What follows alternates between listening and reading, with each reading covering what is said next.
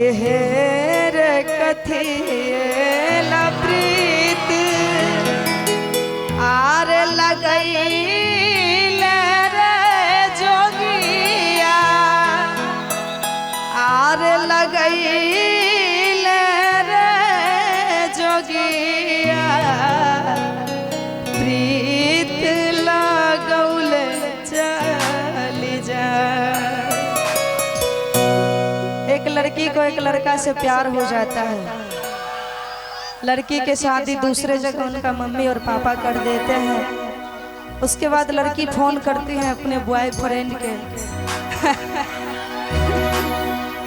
कहती है बड़ा ही सुंदर सा प्यारा स्वभाव में कि हेर तोरा हाथ के रंगावा सपना भेलै रे जोगिया सपना भेलै रे जोगिया तोरा हाथ के रंगावा सपना भेलै रे जोगिया सपना भेलै रे जोगिया चली अलियो पियावा के देश।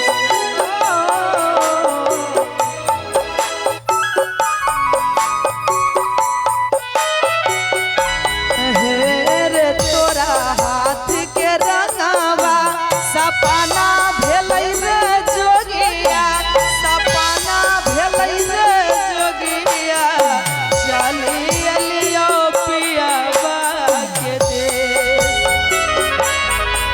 हेर चली अलियो पियावा के देश।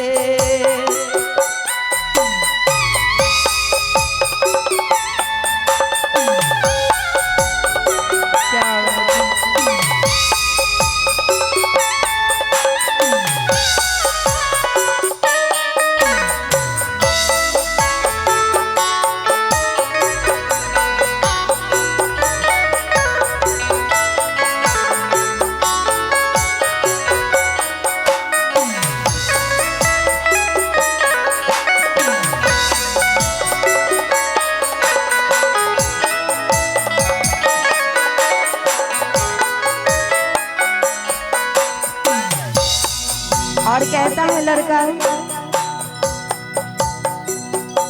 हे तोरा हाथ के रंगावा सपना भेलै गे जोगिनिया सपना भेलै गे जोगिनिया तोरा हाथ के रंगावा सपना भेलै गे जोगिनिया सपना भेलै गे जोगिनिया चली गेले पियावा के देश। चली गेले पियावा के देश।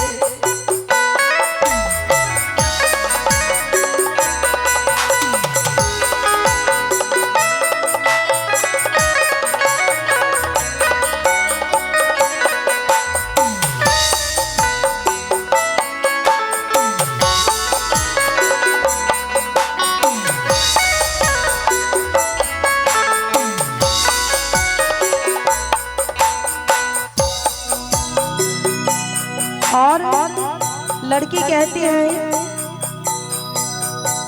हेर रंगावा सने समय भेजी देबो रे जोगिया भेजी देबो रे जोगिया रंगावा सने समय भेजी देबो रे जोगिया भेजी देबो रे जोगिया चली अलियो पियावा के देश।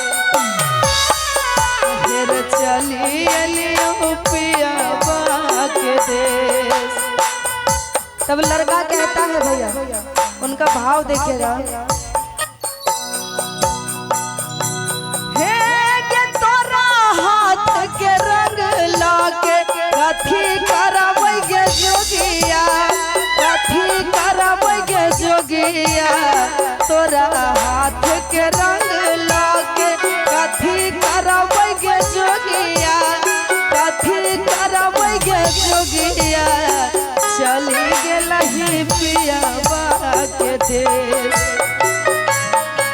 हे गे चली गेलही पियावा के देश।